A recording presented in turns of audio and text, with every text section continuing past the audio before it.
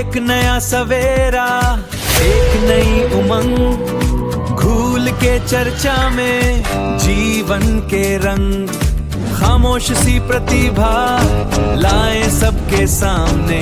जमाल नसीर के साथ एक चाय पे चर्चा के अंजाम में। चाय पर चर्चा।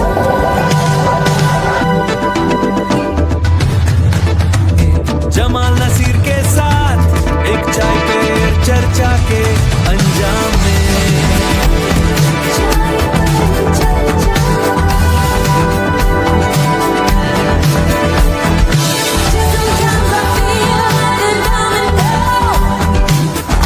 हाय हेलो अस्सलाम वालेकुम, आदाब नाजरीन। जैसा कि आप लोग जानते हैं कि हम रोजाना चाय पे चर्चा टी टॉक विद जमाल पर किसी न किसी शख्सियत को अपने स्टूडियो पर मधु करते हैं। उसी कड़ी में आज हमारे बीच एक राजनीतिक हस्ती अभिषेक कुमार, जो पुत्र हैं सुशील कुमार डीएसपी लखनऊ के, आजाद समाज पार्टी से भावी प्रत्याशी हैं, चुनाव लड़ना चाहते हैं। वो हमारे बीच हमारे स्टूडियो में पहुंचे हैं। इनका परिचय है, इन्होंने एमबीबीएस एमडी फिजिशियन किया है, पढ़ने लिखने का शौक था। अभिषेक कुमार जी, आप हमारे स्टूडियो पे आए। सबसे पहले तो हम आपका अपने स्टूडियो पर आने पर आपका बहुत बहुत स्वागत करते हैं। तो सबसे पहले तो चाहेंगे, आपने हमारी चाय की चर्चा की चर्चा सुनी शहर में जब आप विधानसभा कन्वेंशन के लिए निकले हुए थे, और उसी के तहत फिर आप यहाँ तक उस चर्चा को सुनकर हमारे स्टूडियो तक आए। तो सबसे पहले तो मैं चाहूंगा कि आप दो शब्द हमारे चैनल के लिए कहें और फिर थोड़ा सा अपने बारे में बताएं। जी बिल्कुल। सबसे पहले आपके दर्शकों को मेरा नमस्कार, आदाब। और काफ़ी समय से मैं विधानसभा क्षेत्र में हूँ, तो मुझे बहुत दिनों से सुनने में आ रहा था कि tea talk with Jamal Nasir, चाय पे चर्चा का एक पॉडकास्ट, एक कार्यक्रम काफ़ी समय से चल रहा है, जो कि बहुत ही प्रचलित है। और काफ़ी लोग को आप इनवाइट कर रहे हैं, बुला रहे हैं, और काफ़ी लोग खुद से आना चाह रहे हैं। मेरी भी बात हुई तो मुझे भी बड़ा इंटरेस्टिंग लगा, बहुत अच्छा लगा। और इस तरीके का प्रोग्राम मैं चाहता हूँ जी, ये जिस तरीके से आपने कार्यक्रम शुरू किया है और ये और बढ़े, और मेरी बहुत शुभकामनाएं इस प्रोग्राम के साथ हैं, और इस पूरी टीम के साथ, ये खास तौर से काजी जमाल नासिर साहब के साथ। और मुझे बहुत अच्छा लगा यहाँ पर आके। एक बार फिर से बहुत बहुत धन्यवाद आप लोगों का। अभिषेक भाई, बहुत बहुत शुक्रिया आपका। आपका नाम तो काफी सुना था हमने, क्योंकि आप 2017 से हमारे विधानसभा के आसपास ही हैं और कहीं ना कहीं आप चुनाव लड़ना चाहते हैं, तो आपका नाम सुना था। मेरे इत्तेफाक ये है कि टी टॉक विद जमाल के माध्यम से आपसे आज मुलाकात भी हो रही है। तो इस वक्त आपके आने का पर्पस क्या है? इस वक्त आज आप इस शहर में किस उद्देश्य से आज आपका आना हुआ क्षेत्र के लिए? जनरली तो खास तौर से पार्टी की मीटिंग्स वगैरह थी आज। बाकी मेरा क्षेत्र भ्रमण का जनसंपर्क कार्यक्रम का अभियान चल रहा है, जो काफ़ी पिछले 1.5 वर्षों से चल रहा है, जो निरंतर विधानसभा चुनाव के लिए किया जा रहा है। और कुछ दिनों में 4 तारीख को एक यहाँ पर सत्ता परिवर्तन की रैली है भाई चंद्रशेखर आज़ाद जी की, जिसके लिए हम उनको रैली में ज़्यादा से ज़्यादा संख्या में लोगों को पहुँचाने के लिए जनसंपर्क अभियान चला रहे थे 4 जून का। तो उस प्रोग्राम को बढ़ावा देने के लिए, लोगों को प्रेरित करने के लिए जगह-जगह जाकर, गाँव-गाँव जाकर नुक्कड़ सभाएँ कर रहे थे, ताकि लोग उस कार्यक्रम को सफल बनाएँ। भाई चंद्रशेखर आज लड़ भी रहे हैं, तो उनके हाथ मजबूत करने का काम। आपके फादर डीएसपी हैं लखनऊ, जी। तो एक अच्छी पोस्ट है, और आपने भी एमबीबीएस किया है, जी। एमडी सर्जन है, जी। फिजिशियन है आप। जी। तो आपने ये धूल फाकने का काम क्यों शुरू किया इतने अच्छे संपन्न परिवार से होने के बाद? जी। और एक पापा आपके पावरफुल आदमी है, डीएसपी है, जी। जबरदस्त पोस्ट है पुलिस की। तो उसके बाद ये गांव-गांव जाके धूल फेंकने का शौक आपको क्यों हुआ? असल में ये सवाल मेरे से काफ़ी लोग कर चुके हैं जमाल साहब। ये सवाल मेरे से मेरे मेडिकल से संबंधित डॉक्टर्स जो काफ़ी लोग ये सवाल मेरे से करते हैं जो आज आपने पूछा है, और मुझे बड़ा इंटरेस्टिंग लग रहा है इस बात का जवाब देना आज आपके इस कार्यक्रम में, tea talk with Jamal program में। असल में मेरा जुड़ाव ये राजनीति से अब से नहीं है, काफ़ी पुराना है। मैं छात्र राजनीति से, अपने मेडिकल कॉलेज की छात्र राजनीति से जुड़ा हुआ हूँ। उस टाइम पे मैं मेडिकल कॉलेज में हमारे साथ के छात्रों के मुद्दे उठाया करते थे। मैं अपने एक संगठन है हमारा रेज़िडेंट डॉक्टर मेडिकल एसोसिएशन का, उसका मैं सेक्रेटरी भी रह चुका हूँ। उसके बाद जब मैंने धीरे-धीरे काम करना शुरू किया, जब मैं मेडिकल की पढ़ाई कंप्लीट करी और मैंने एम्स जैसे और अपोलो जैसी संस्थाओं में अपनी सेवा दी, तो कहीं न कहीं मुझे लगा कि मेरी जो इच्छा है काम करने की और सेवा करने की और जनता में बीच बैठने की, वो कहीं न कहीं एक सीमित दायरे में रुक रही थी। लेकिन जैसा कि कहते हैं राजनीति अगर आप आ रहे हैं, तो आपके कोई आय का स्रोत भी होना ज़रूरी है। हुँ, क्योंकि अगर आप राजनीति को आय का स्रोत बनाएँगे, तो इससे बड़ा तो गुनाह और पाप तो कुछ है ही नहीं। हुँ, तो इसलिए मैंने सोचा कि क्यों ना इस क्षेत्र को एक अस्पताल के रूप में एक हॉस्पिटल दिया जाए, ताकि उससे मैं अपना जीवन यापन करने के लिए अपनी काम कर सकूँ और लोगों के समाज में एक अच्छा संदेश, एक भाईचारा बढ़ाने के लिए एक क्या बोलते हैं उसको सुरक्षा प्रदान करने के लिए और स्वास्थ्य सेवाएँ बढ़ाने के लिए और उनकी छोटी-छोटी समस्याएँ, जो कि बहुत ऐसी समस्याएँ हैं, जो सरकार के बड़े-बड़े अधिकारियों तक नहीं पहुँच पाती हैं। तो इसका काम करने का एक माध्यम है मेरे लिए राजनीति। आप नेटवर में एक हॉस्पिटल आपका काफ़ी टाइम से बन रहा है शायद, जी, सीकरी में। जी। 2017 के बाद भी आपने शायद सीकरी हाँ, गाँव के आस-पास में हॉस्पिटल बनाया। एक ज़मीन ली वो थी। हाँ। कितनी प्रगति पर और कितनी बड़ी जगह में बना? असल में वो हमारा 2017 का प्रोजेक्ट है। मैं 2017 से ही बहुत इंटरेस्टेड था। हमारी जो टीम है, मेरी एक हेल्थ केयर कंपनी है एवीएमएस हेल्थ केयर करके, जो हॉस्पिटल चलाने का काम करती है, लीज़ पे लेके हॉस्पिटल चलाने का काम करती है। एनसीआर में बड़े-बड़े हॉस्पिटल्स हम लोगों ने लीज़ पे ले रखे हैं। तो कहीं न कहीं मेरे दिमाग में था, हमारी टीम से बात होती थी। हमने यहाँ पे एक लैंड एक्वायर किया, लैंड को एक खरीदा। फिर उसके बाद हमने उस पे काम शुरू किया, टीम से रिसर्च कराई। फिर हमने जाना कि हम यहाँ काम कर सकते हैं, हम यहाँ पे अगर हम राजनीति कर रहे हैं, अगर हम सेवा करना चाह रहे हैं, अगर हम समाज सेवा के तौर पे हैं, तो क्यों ना हम उनको एक एक शुरुआत से ही हम उनको एक एग्ज़ाम्पल देके दें, एक उदाहरण देके दिखाएँ कि हम राजनीति में आने से पहले एक काम करके दिखा रहे हैं आपको, एक अस्पताल देके दिखा रहे हैं। 2017 से आप हुँ, टिकट मांगे, जी, मिला नहीं आज तक। जी। तो राजनीति से नाउम्मीद नहीं? नहीं, देखिए मेरे लिए पहले आपने बसपा से टिकट मांगा, जी, बसपा में रहे 2017 में। जी, लोकसभा का टिकट भी शायद आपने मांगा था समाजवादी पार्टी से। जी। उसमें आपको लोकसभा प्रभारी बना दिया है, गठबंधन का चुनाव हुआ, जी, जी। गठबंधन में। जी, जी, गठबंधन उस वक़्त भी आपने लोकसभा से चुनाव में टिकट मांगा। जी, तो इन 17 से 26 तक हुँ, आपने 3 पार्टियों का चयन कर लिया, जी। तो आप स्थिर क्यों नहीं हैं एक जगह? देखिए राजनीति में स्थिरता बहुत ज़रूरी है हुँ, और जल्दी कहीं कोई रिज़ल्ट नहीं मिलता। हुँ, आप बहुजन समाज पार्टी में थे, हुँ, उसके बाद समाजवादी हुँ, पार्टी में हुँ, और अभी मैं नया उदय आपका देख रहा हूँ। हुँ। बसपा आपने कब से ज्वाइन? अभी कुछ ही दिनों में, पिछले 1 महीने से। आप अब बसपा से उम्मीद लगाए हुए हैं कि जी, आपको चुनाव लड़ाएँ। जी। तो ये टिकट पाने की होड़ है कि कैसे भी मिले, किसी पार्टी से मिले, टिकट मिलना चाहिए, विचारधारा कोई अपनी जगह मायने नहीं रखती? या बहुत अच्छा सवाल आपने किया है। मैं इसका जवाब बहुत अच्छे से मैं आपको देना चाहूँगा। ये सवाल हो सकता है बहुत लोगों के मन में हो, जो जमाल साहब ने कहा कि भई पहले आप बसपा में थे, फिर सपा से संबंध हुआ आपका और फिर अब बसपा से। चलिए आप मुझे बताइए कि तीनों की विचारधाराओं में क्या अंतर है?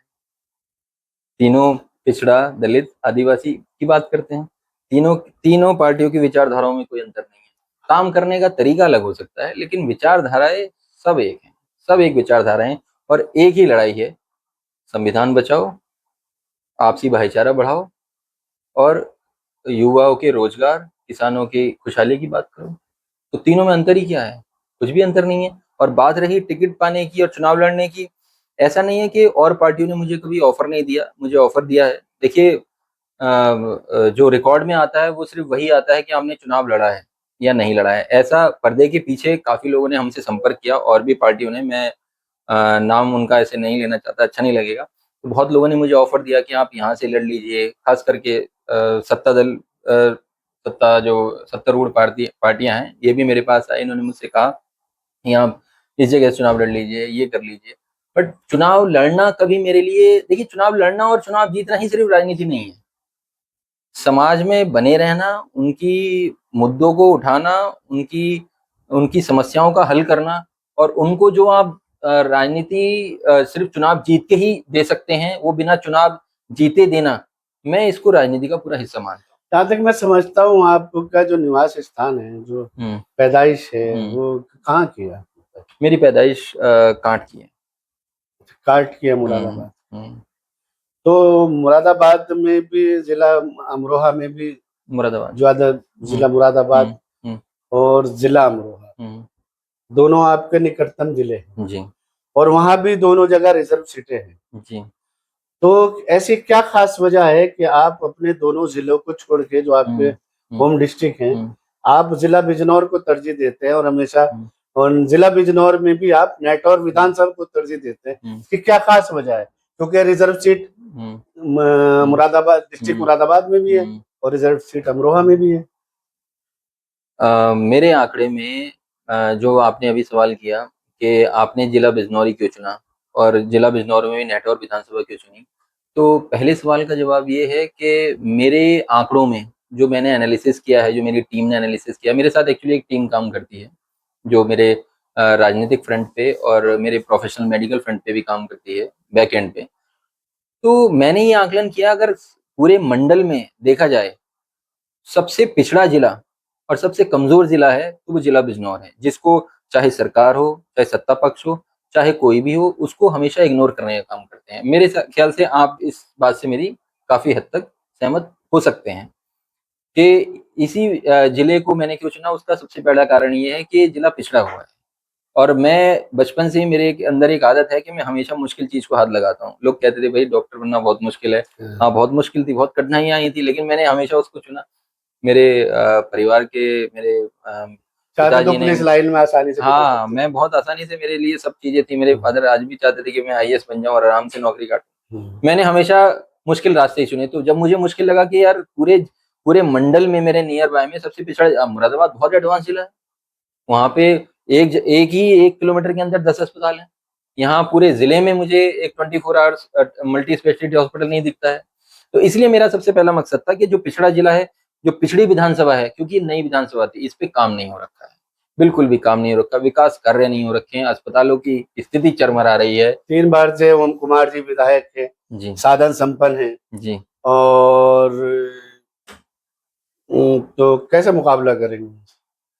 देखिए, मुकाबला हमारा साधनों का कभी था ही नहीं। आप मुझे बताइए कि कोई आदमी हेलीकॉप्टर से आ रहा है और कोई आदमी गाड़ी से आ रहा है, कार से आ रहा है, तो ये तय कर ही नहीं सकता कि हेलीकॉप्टर वाला जीत जाएगा और गाड़ी वाला हार जाएगा। तो इसका कोई दायरा ही नहीं है कि हम ये कह दें कि कोई साधन संपन्न है तो वो मजबूत है, और कमजोर मजबूत तो जनता बनाती है, जनता मालिक है, जनता जनार्दन है, वही आपको मजबूत। वो वोट देके, अभी भाई चंद्रशेखर आजाद 2024 में चुनाव लड़े थे, उनको शायद लोगों ने 10-10 50-50 रुपए चंदा देकर इतना मजबूत बना दिया कि जो मौजूदा में उनके विपक्ष में चुनाव लड़ रहे थे सत्ता पक्ष के लोग, उनको उन्होंने शायद मेरे ख्याल से 1,65,000 या 60,000 से चुनाव हरा दिया।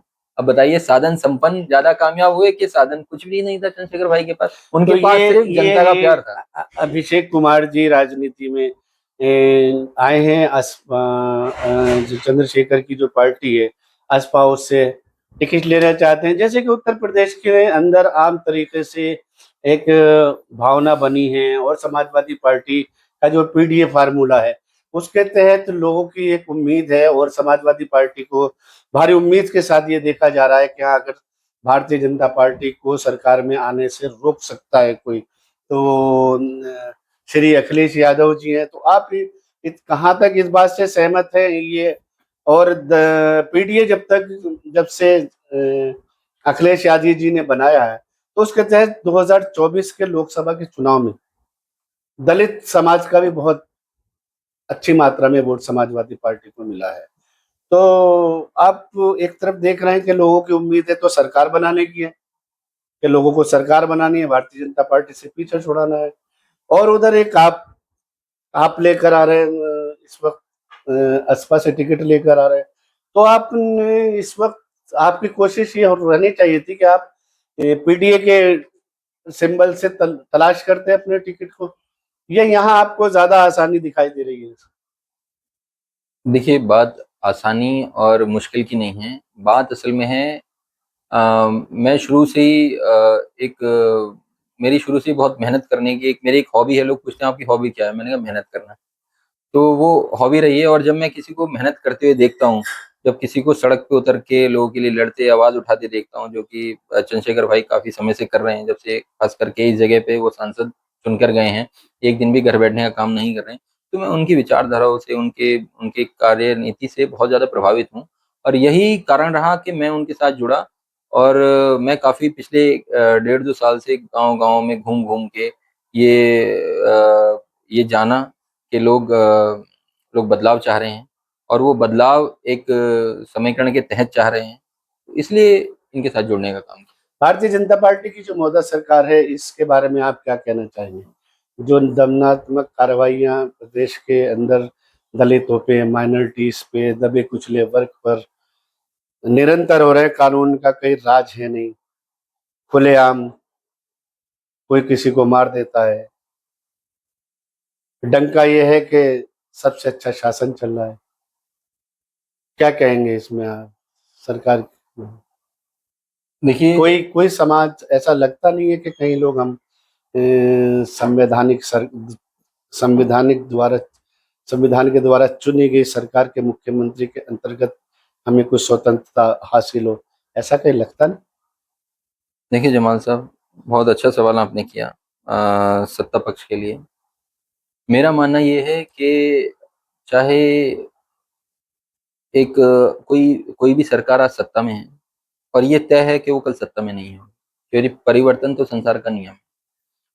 और देश हमेशा संविधान से चला है, संविधान से ही चलेगा। बाबा साहब अम्बेडकर ने पार्लियामेंट में जब संविधान की विवेचना हो रही थी, तभी उन्होंने ये बात कही थी कि संविधान बहुत अच्छा है, बशर्ते इसको चलाने वाले अच्छे होने चाहिए, और अगर चलाने वाले खराब होंगे तो ये संविधान भी किसी काम का नहीं। लेकिन आज की स्थिति के हिसाब से जो आप मुझसे सवाल कर रहे हैं, मैं उस पे ये कहना चाहूँगा कि अगर आज हमारी सरकार से लड़ाई है, तो वो संविधान से चलने के ऊपर ही है। अगर आप संविधान से नहीं चलेंगे, तो हम सड़क पे उतरने के लिए तैयार हैं, और निरंतर उतरने का काम कर रहे हैं। भाई चंद्रशेखर आज़ाद निरंतर लड़ाई लड़ने का काम कर रहे हैं, और भी हम तो कहना चाहेंगे, और भी जो विपक्षी पार्टियाँ हैं, सब खुल के आएँ और सब साथ आएँ, ताकि और भी इस लड़ाई को मजबूत किया जाए।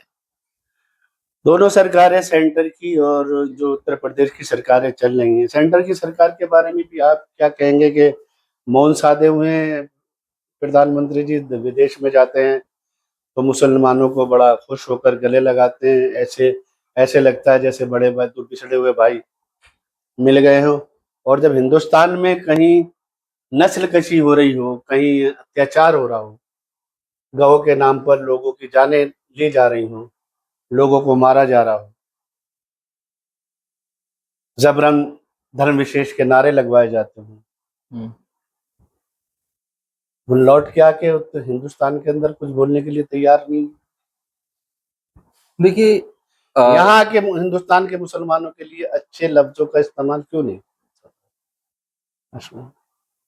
ये सवाल तो खैर सरकार में बैठे लोगों से होना चाहिए, सत्ता पक्ष से होना चाहिए, सत्ता में बैठे जनप्रतिनिधियों से होना चाहिए। मेरा मानना है कि अगर देश में भाईचारा खत्म हो जाएगा तो देश का अस्तित्व कहाँ रहेगा। ये भाईचारा बड़ी मुश्किल से बना है और देश की आज़ादी में हिंदू, मुसलमान, सिख, ईसाइयों सब ने कुर्बानियां दी हैं। ये हिंदुस्तान सबका है, ये सबका है। इस मिट्टी में हर किसी का एक, मेरे को एक बहुत शेर याद आ गया, हर सभी किसी का का। खून है इस मिट्टी में शामिल। हम्म, किसी के बाप का हिंदुस्तान थोड़ी। राहत साहब का एक शेर आ गया और बहुत सच्चाई है इसमें, जिन स्थिति बहुत में आज सच्चाई है। चुनाव हो रहे हैं, 2024 के लोकसभा चुनाव के अंदर जी 240 पर रह गई एनडीए। जी फेयर इलेक्शन हुआ कहीं, यूपी में हारी, महाराष्ट्र में हारी, बिहार में हारे, बंगाल में हारे।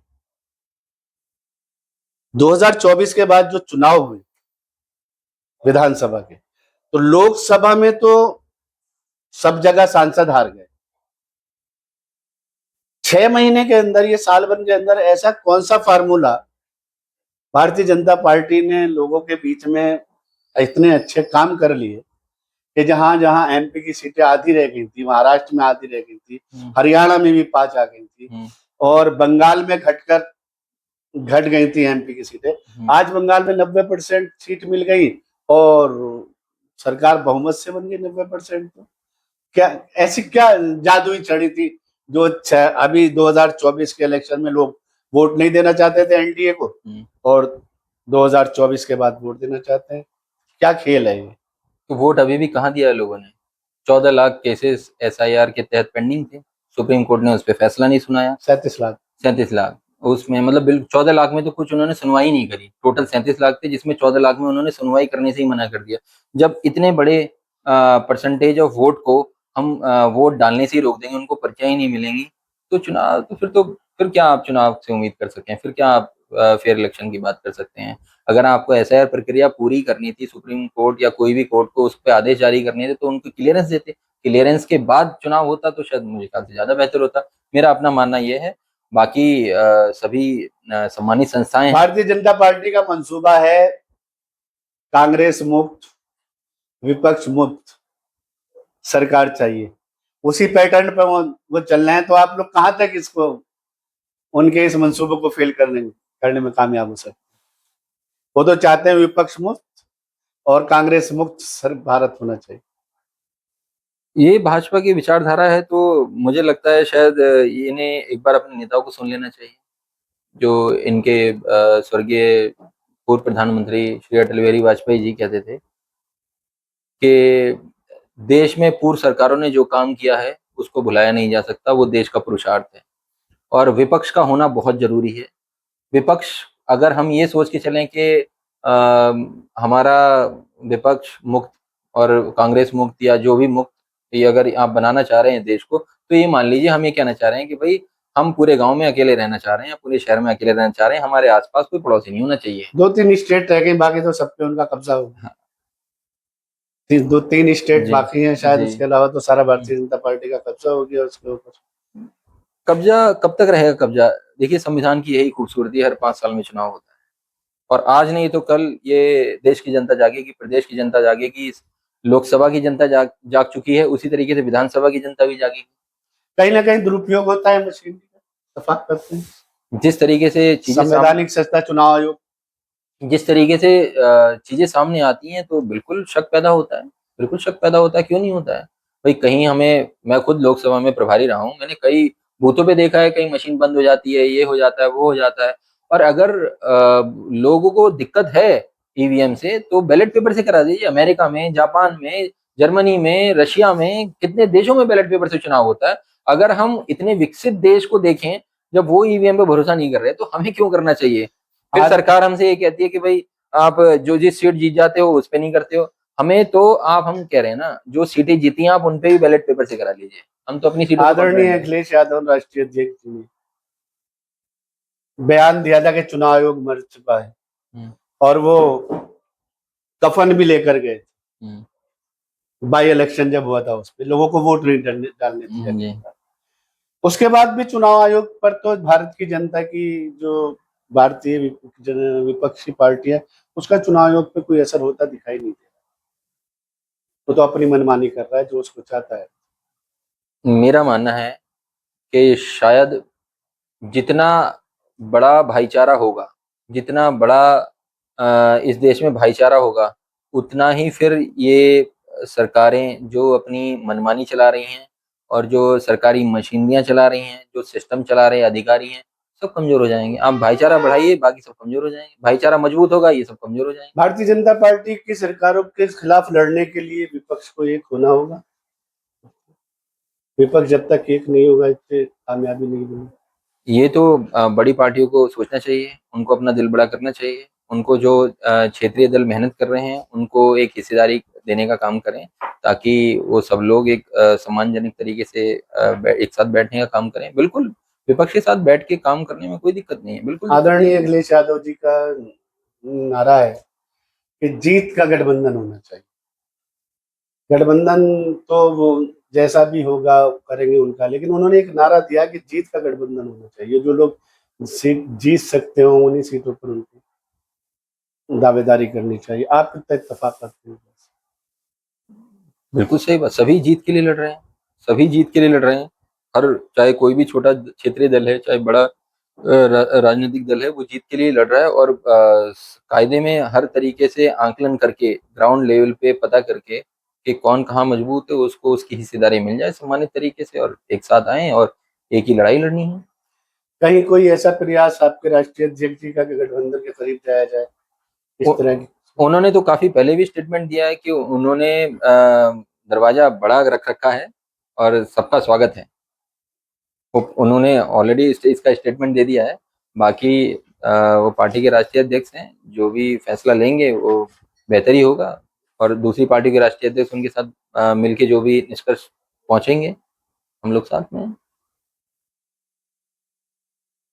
चंद्रशेखर जी बहुत बड़ी तादाद में यहाँ से लोगों से जीत कर पहुंचे थे नगीना लोकसभा से। लोगों की बहुत ज्यादा उम्मीदें थी, आकांक्षाएं थी।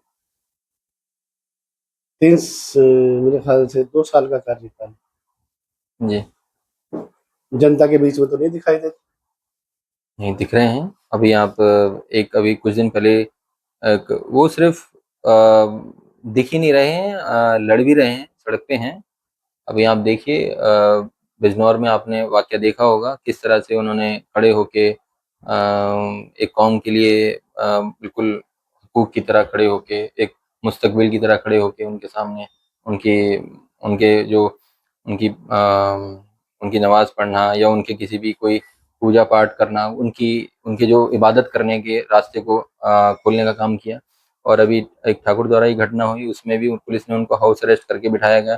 पुलिस उनको निकलने ही कहाँ देती है, निकलने ही नहीं दे रही है। वो जैसे ही किसी मसले में उतरने के लिए पहुंचते हैं, पुलिस उनको रोक लेती है, क्योंकि सरकार को डर ये लग रहा है भाई ये आ जाएंगे और भाईचारा बढ़ाएंगे और उनकी मदद करेंगे।